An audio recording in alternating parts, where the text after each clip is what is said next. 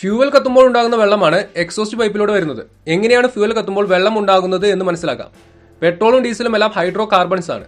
എഞ്ചിനിൽ ഈ ഫ്യൂവൽ കത്തി ഉണ്ടാകുന്ന പവർ ഉപയോഗിച്ചാണ് പ്രവർത്തിക്കുന്നത്. ഏതൊരു വസ്തുവും കത്തുന്നതിന് ഓക്സിജൻ ആവശ്യമാണ്. അപ്പോൾ എഞ്ചിനിൽ ഈ ഫ്യൂവലിനൊപ്പം ഓക്സിജനും കൂടി ചേർന്ന് കത്തുമ്പോൾ ഉണ്ടാകുന്ന പ്രൊഡക്റ്റുകളിൽ ഒന്നാണ് H2O, അതായത് വെള്ളം. എഞ്ചിനുള്ളിൽ കത്തുന്ന ഫ്യൂവലും കത്താൻ സഹായിക്കുന്ന ഓക്സിജനും ചേരുമ്പോൾ സ്വാഭാവികമായും ഉണ്ടാകുന്നതാണ് വെള്ളം. എന്നാൽ എഞ്ചിനുള്ളിൽ ഫ്യൂവൽ കത്തുമ്പോൾ ഉണ്ടാകുന്ന ചൂട് കാരണം ഈ വെള്ളം നീരാവിയായാണ് എക്സോസ്റ്റ് പൈപ്പ് വഴി പുറത്തേക്ക് പോകുന്നത്. വെള്ളം നീരാവിയായി പോകുന്നത് കൊണ്ട് തന്നെ നമുക്ക് കാണാൻ സാധിക്കില്ല.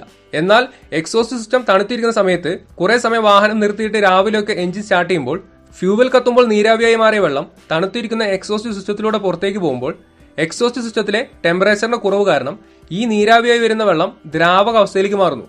ഇതാണ് എക്സോസ്റ്റ് പൈപ്പ് വഴി വെള്ളം വരുന്നതിനുള്ള കാരണം.